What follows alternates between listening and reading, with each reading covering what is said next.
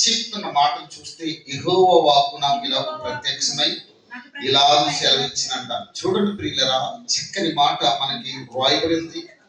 దేవుడు ఆశ్చర్యకార్యాలు మనకి దేవుడు ఇచ్చినందుకు మరొకసారి ప్రభుకి స్తుతిద్దాం. ఎంతగానో ఆయన మనల్ని ప్రేమించాడు. అందుకే ఈ గ్రంథంలో రాయబడింది. మరి చక్కగా ఆయన చెప్తున్నమాట, యెహోవా వాక్కు అంట ప్రత్యక్షమై ఇలాగు. ఎంత చక్కని మాట! అది ప్రత్యక్షమయ్యింది, ఇలాగూ సెలవిస్తుంది. తప్పటి కొడదామా? ఎందుకు ఏం మాట్లాడుతుంది అంటే దేవుడి మాట సెలవిస్తుంది. గర్భంలో హల్లెలూయా ఏంటంట? గర్భం వచ్చినప్పుడు నేనే నిన్ను రూపింపక మునిపే. హల్లెలూయా ఏంటంట? గర్భములో మనం పడక ముందే, నీ రూపాలు లేకముందే నేను నిన్ను సృష్టించిన వాడిని కాబట్టి నేను నిన్ను ఎరిగాను. హల్లెలూయా. మరి ఇప్పుడు మనం ఎలా నిర్మించింది? బతుకున్నాం కదా, దేవునికి ఒకసారి దేవునికి స్తోత్రం. హల్లెలూయా. ఎప్పుడంట? నిన్ను ఎరిగి తిని నీవు గర్భము నుండి బయలుపడక మునిపే. హల్లెలూయా. నువ్వు తల్లి గర్భం నుంచి బయటకు రాక మునిపే నిన్ను ఏం చేశాడైనా? ప్రతిష్టన. హల్లెలూయా.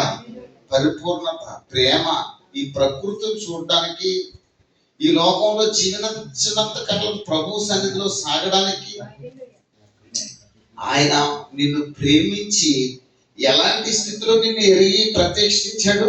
దేవునికి స్తోత్రం. ఇర్మియా ప్రవక్త గ్రంథంలో చెప్తుంది, నిన్ను ప్రత్యక్షించి తిని జనములకు ప్రవక్తగా నిన్ను నిర్మించాను. హల్లెలూయా. ఎప్పుడు ఏంటి? రూపం లేనప్పుడు దేవునికి స్తోత్రం కలిగింది గాక. ఆయన ఎరిగి ఉన్నాడంట. గర్భంలోంచి నువ్వు బయలుపడకమునిపే నిన్ను నేను మనల్ని ఏం చేశాడు? ఒక సాధన కింద ఆయన చేసుకున్నాడు. ఒక ఏర్పాటులో మనల్ని ఉంచుకున్నాడు. ఇర్మియా భక్తుడిని వాడుకున్న దేవుడు, ఇర్మియా భక్తి ప్రవర్తన దేవుడు నిర్మించుకుని ఎరిగిన దేవుడు. మనం ఎవరమో, మన సృష్టి ఏంటో ఇప్పుడు మనం తెలుసుకుంటున్నాం. దేవునికి స్తోత్రం కలిగి జనాలు కంట ప్రవక్తగా నిన్ను నిర్మించి ఉన్నాను. హల్లెలూయా. అందుకు చక్కని మాట అన్నాడు, అయ్యో ప్రభువైన యెహోవా. ఎంత బతిమాలనుకున్నాడు ఈయన. అందుకు ఇక్కడ చాలా, అయ్యో ప్రభువైన యెహోవా, చింతగించుకు నేను బాలుడిని, మాట్లాడడానికి నాకు శక్తిని సరిపోదంటున్నాడు. హల్లెలూయా. ఏంటన్నాడు? నేను చిన్నవాడిని, నేను మాట్లాడలేను, నాకు శక్తి సరిపోదంటే మరి సృష్టికర్త ఏమంటున్నాడు? నేను ప్రత్యక్షించి తిని, యెహోవా వాక్కు నాకు ఇలాగూ సెలవిస్తుంది. గర్భంలో ఏంటంట? చక్కగా అన్నాడు, గర్భంలోంచి నిన్ను రూపింపకమునిపే ఎరిగిన దేవుడు. నేను మాట్లాడలేనంత దగ్గర కుదురుతుందా? కుదురుతుంది చెప్పండి. మరి మొన్నదాకా సిగ్గుపడ్డాడు. ఇందాక ఏం చేశాడు? అంతకంత కొంచెం ముదిరాడు. దేవునికి స్తోత్రం కదా. అవునా కదా? అంతకుముందు ఏమి నడిపించాలని అవుతున్నాడు అందరం చేసి. తర్వాత ఏమైంది? కొంచెం మోడల్ మారింది. మళ్ళీ వారానికి స్టెప్ మారుతా తప్పబడి. హల్లెలూయా. అలా దేవుడు తన నిర్మించిన గ్రంథంలో ఈ రోజు రాసుకుంటున్నామంటే ఈ పైకి చూడండి, ఇర్మియా గారు. హల్లెలూయా. నమ్మకం, ఆత్మీయ సంబంధమైన, నీవు పేరు పెట్టుకుని పిలిచిన నీవు ఆయన సొత్తు. చెప్పండి, చెయ్యి పైకెత్తండి. మీ చెయ్యిలన్నీ కూడా నిర్మించిన వాడు నువ్వు ఆయన సొత్తు ఉన్నావు. ఎవరి గురించి నువ్వు వచ్చి పాడట్లేదు, ఎవరి గురించి నువ్వు వచ్చి ప్రార్థన చేయట్లేదు. దేవునికి స్తోత్రం కలిగి ఏం చేశాడు? కొట్టమా చూసుకోదరు అన్నాడు. దరువు వేసి కొద్దిగా రెచ్చిపోతుంది ఇక్కడ. దేవునికి స్తోత్రం కలిగిందా? ఏంటి? ఆరాధన. అందుకని అన్ని కుదిరితే అన్ని బాగా ఉంటాయి. హల్లెలూయా. అందుకని ప్రియులారా, చక్కని పరిచయం, చక్కని సౌండ్లు, చక్కగా పాడటానికి ఆత్మ సంబంధమైన సంతోషం. హల్లెలూయా. థియేటర్లోకి వెళ్తే లోకాచారాలు ఉంటాయి, ఆ సౌండ్లు బట్టి ఉచ్ఛేషం చేస్తారు. ఇక్కడేంటి? జీవగ్రంథం పరలోకమున్న తండ్రిని మనల్ని నిర్మించుకున్నాడు. ఇంత డీటెయిల్స్ సౌండ్ ఇచ్చి మనకి చక్కగా ఎవరిని బట్టి అతిశయపడతాం మనం ఇక్కడ? దేవుణ్ణి బట్టి.